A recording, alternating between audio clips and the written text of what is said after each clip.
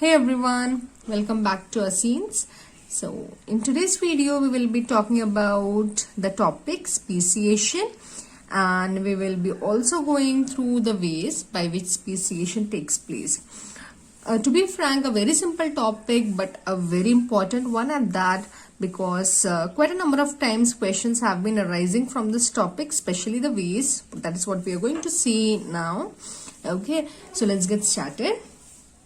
To begin with the rest, what are the ways and all? First, let us try and understand what the speciation means.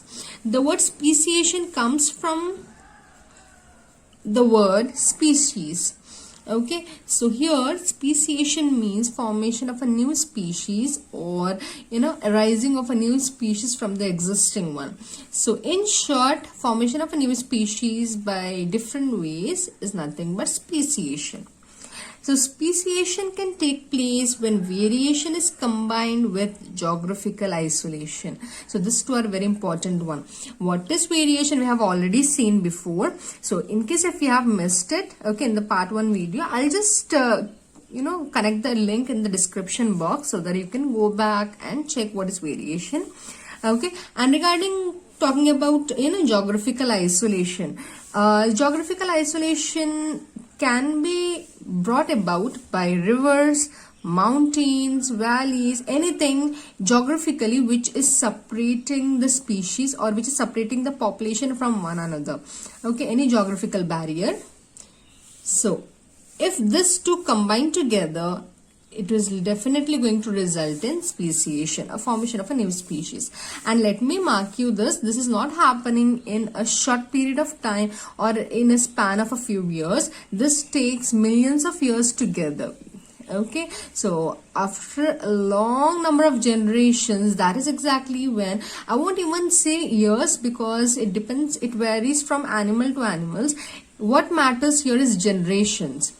The more the generation, the more faster the species will be appearing. Okay, the speciation process will be faster.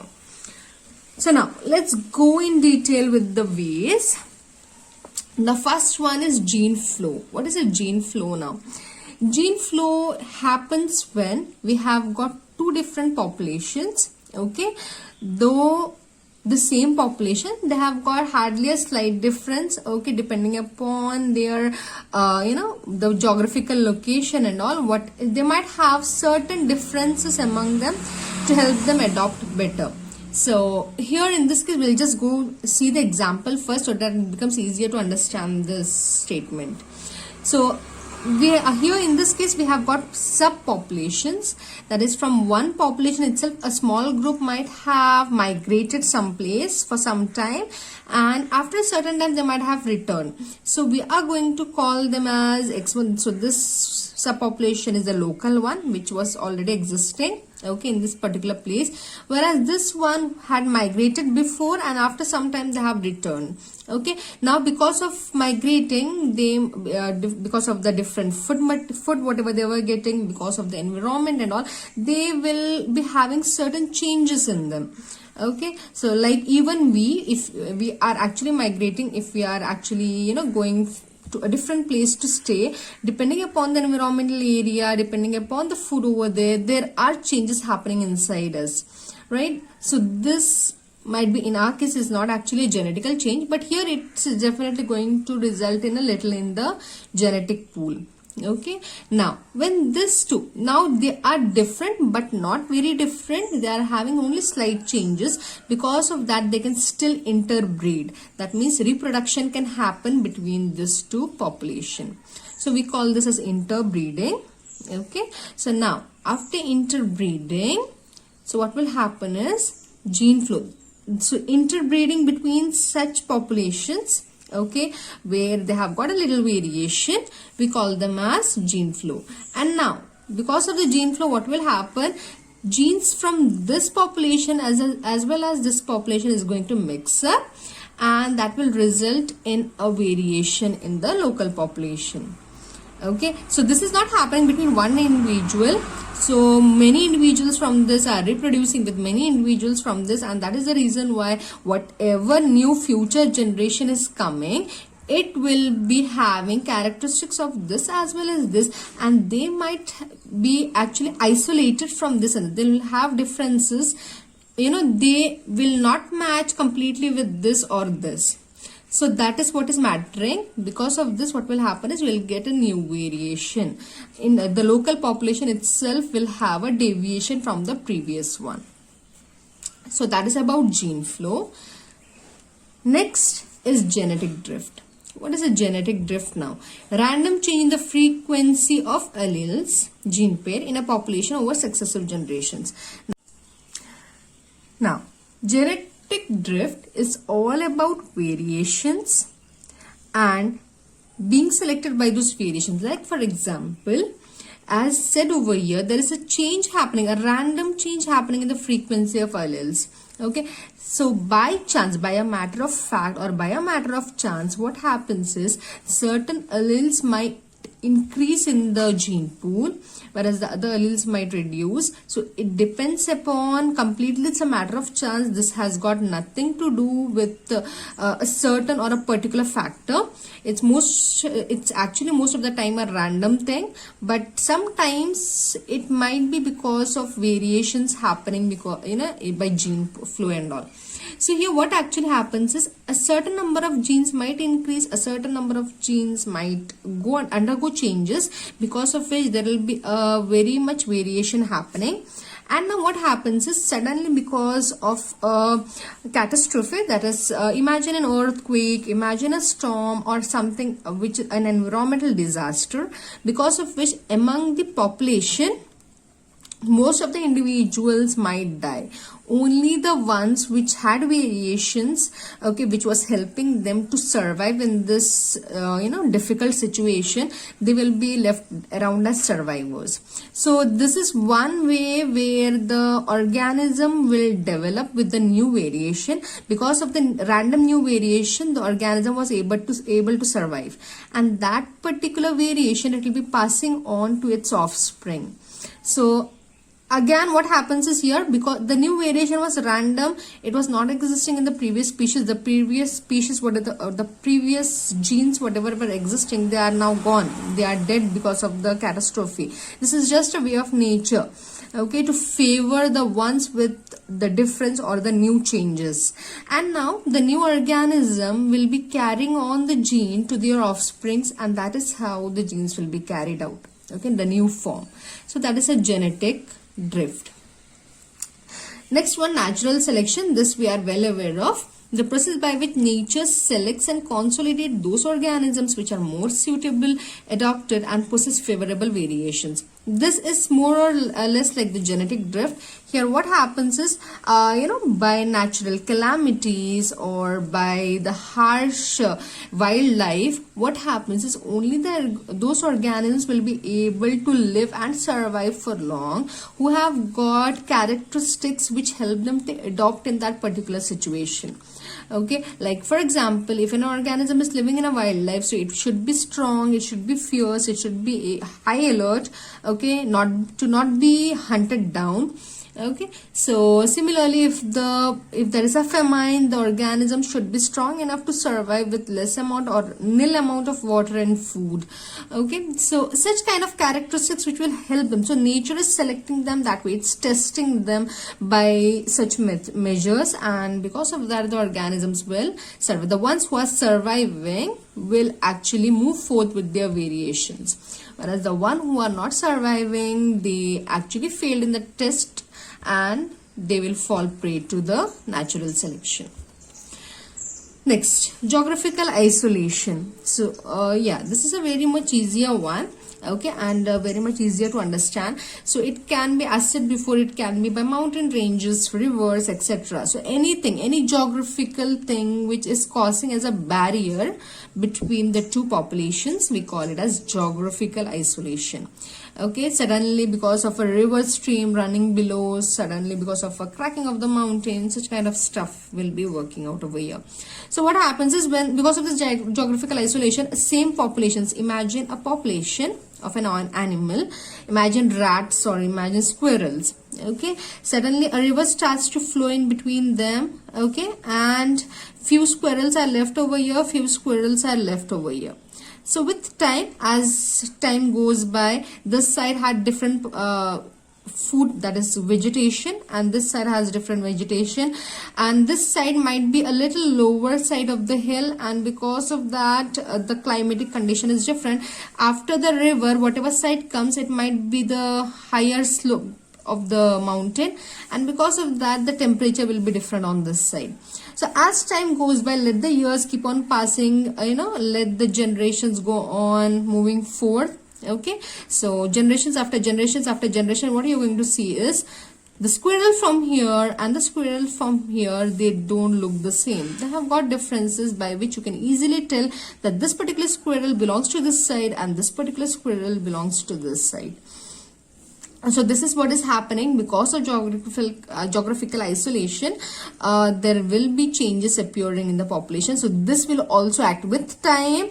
This will also act as speciation. Because of that, this and this might be so different that this will become a different species and this will become a different species.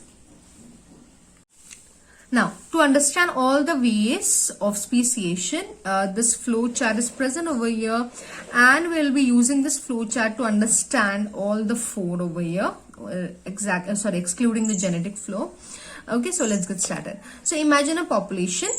Okay, I'll call this animal population, any kind of animal you can imagine over here. So I'll call it as population Z. Okay, just a name given. Now, what happens is a geographical barrier comes in this population, and because of that, this population is divided into two parts.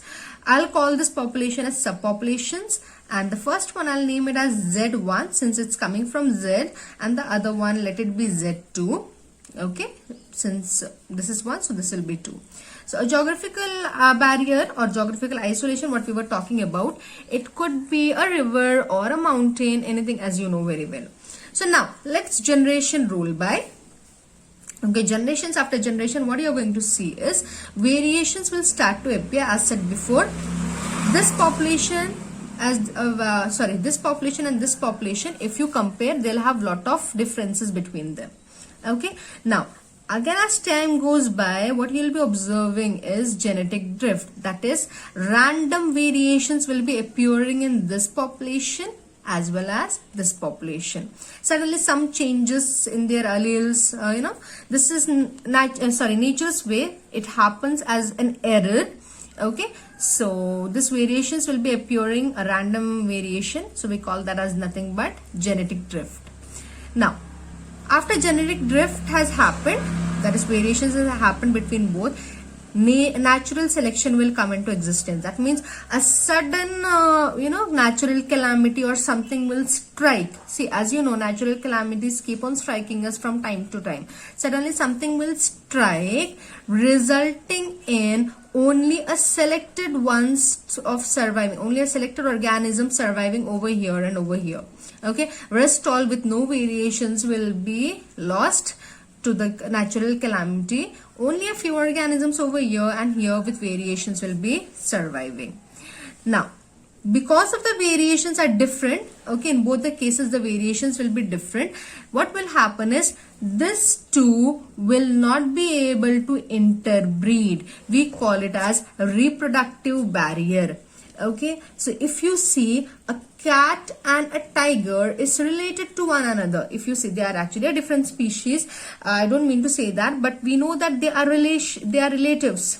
They come from a similar family tree. Okay, so but they are related. Since they are related, but we don't expect them to reproduce. There is no reproduction happening between a cat and a tiger.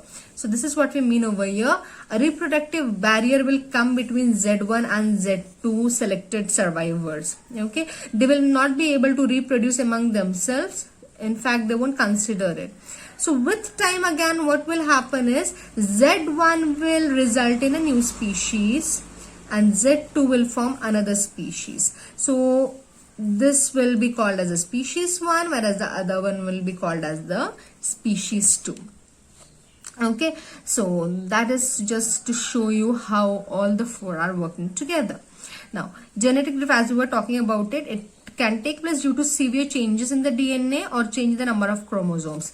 Okay, so now let me just, severe changes in DNA is nothing but mutations. Suddenly as the DNA is copying one another, during that time if there is an error happening, okay, this error might be favorable or it can be fatal depending upon the type of error which has occurred. Sometimes it might result in some good characters, whereas the other time it might result in diseases and abnormalities. Okay, so this is the first one, for reasons of genetic drift, sudden variations happening. The next one is change in number of chromosomes. As I said before, if you remember, human beings have got 46. Similarly, other organisms have got a fixed number of chromosomes.